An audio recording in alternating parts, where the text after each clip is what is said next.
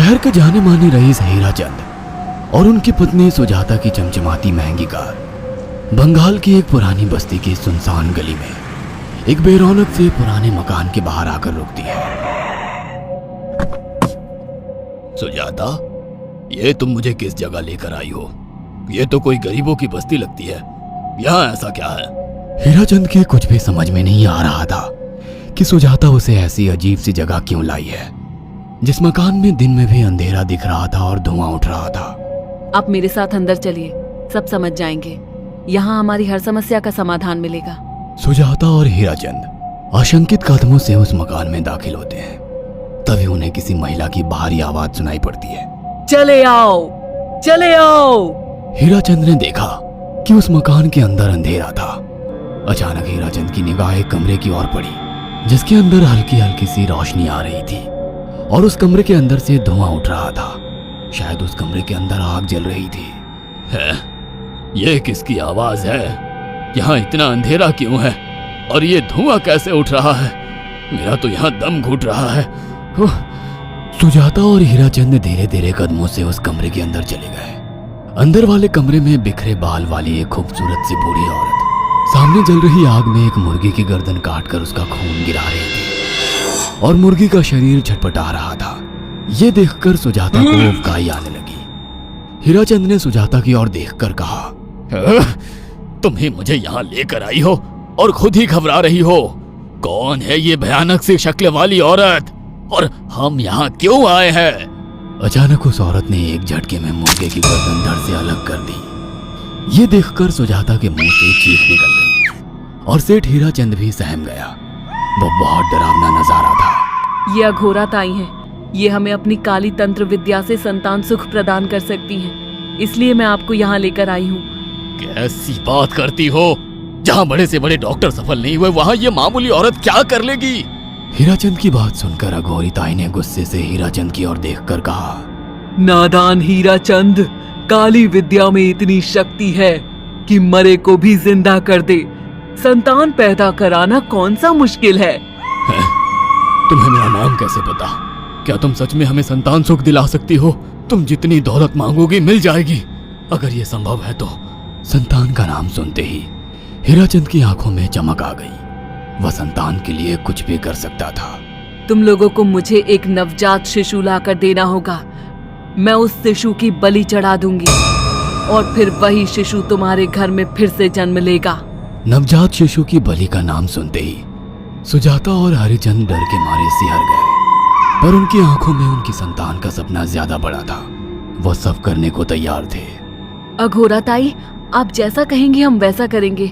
बस हमें संतान सुख दिला दो। बिना वारिस के हमारी दौलत किस काम की?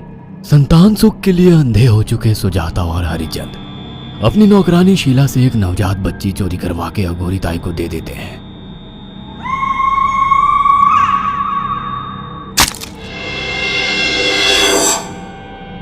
उस शिशु की बलि से सुजाता गर्भवती हो जाती है। देखा आपने अघोरा की तंत्र शक्ति? मुझे उस पर पूरा भरोसा था। चलो चलकर उन्हें धन्यवाद कहते हैं। हीराचंद और सुजाता अघोरा ताई के पास पहुंचते हैं। वो दोनों बहुत खुश थे और अघोरा पर उन्हें अंधविश्वास हो गया था। अघोरा ताई, आप महान तंत्रिका है। आपने वो चमत्कार कर दिखाया जो बड़े बड़े डॉक्टर नहीं कर सके। ये काली विद्या है बेटा। अगर तुम दोनों चाहो तो मैं इस विद्या से तुम दोनों को हमेशा के लिए जवान बना सकती हूँ। क्या सच में ऐसा संभव है? हाँ बिल्कुल, पर इसके लिए तुम्हें जवान लड़के और लड़कियों की बलि चढ़ानी होगी। तुम उन्हें यहाँ तक लाओ, बाकी मैं देख लूंगी। जवान रहने की लालच में अंधे सुजाता और हरिचंद एक अनाथ आश्रमों से हर रोज एक लड़की या लड़के को गोद लेने के बहाने अघोरी के पास बलि चढ़ाने ले जाने लगे।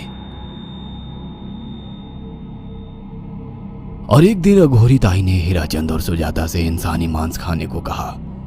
पूरी तरह से इंसान से हैवान बन चुके अब वो दोनों इंसानी मांस खाने के लिए तैयार भी हो गए। ये गर्म खून और मांस खाकर तुम लोगों की उम्र भी बढ़ जाएगी। खाओ इसे। हाँ, सच में ये इंसानी मांस बड़ा स्वादिष्ट है।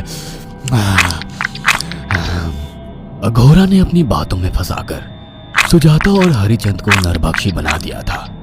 वो तीनों हर दिन बलि चढ़ाकर खून पीकर मांस खाने लगे। नौकरानी शीला भी नए शिकार लाने में उनकी मदद करती थी, मगर एक दिन शीला को शिकार नहीं मिला। मेम साहब, आज एक भी शिकार हाथ नहीं लगा और मैं बहुत थक गई हूँ और घर जाकर थोड़ा आराम करना चाहती हूँ।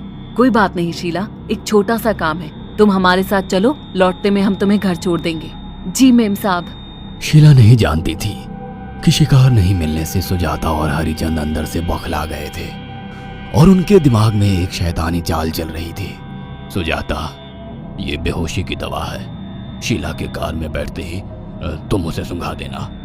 आज हमें इसी की बलि देनी होगी। इसने हमारे यहाँ का बहुत खाना खाया, अब हम लोग इसे खाएंगे।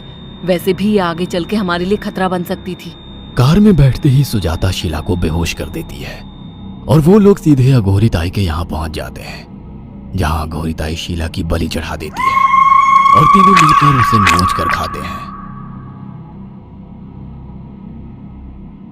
अघोरी ताई, हमको बलि चढ़ाते हुए पूरा 1 साल हो गया है। हमारा बेटा भी साल भर का हो चुका है। अब और कितनी बलि देनी होगी? बस एक आखिरी क्रिया और बची है, उसके बाद तुम दोनों हमेशा के लिए जवान हो जाओगे। कैसी क्रिया अघोरा ताई? 3 दिन बाद सूर्य ग्रहण है, हमें पास के घने जंगल में एक विशेष क्रिया करनी होगी। उसके बाद तुम लोग कभी बूढ़े नहीं होगे। कितना अच्छा होगा, हम हमेशा जवान रहेंगे और सालों साल तक अपनी दौलत से ऐश करेंगे। हाँ, सच कहा।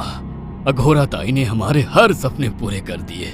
3 दिन बाद बंगाल के बियाबान जंगल में कोहरे और ओस से भीगे पेड़ों के बीच एक घने बरगद की बेलों पर कटे इंसानी सिर लटक रहे थे, जिसमें से खून टपक रहा था। काले जादू का सामान भी रखा था।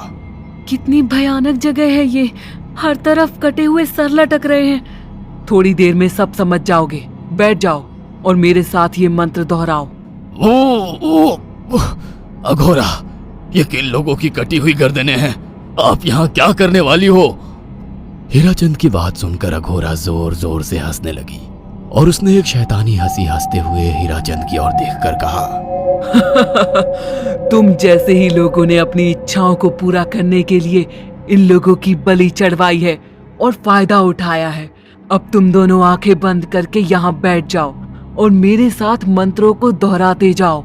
अघोरा ने सुजाता और हरिचंद को वशीकरण मंत्र और काले जादू के इस्तेमाल से सम्मोहित कर दिया और देखते ही देखते वो एक भयानक डायन में बदल गई और चीखती हुई बोली, अब मैं तुम दोनों की बलि चढ़ाकर अमर हो जाऊंगी, क्योंकि तुम लोगों ने 100 लोगों की बलि का खून पिया है।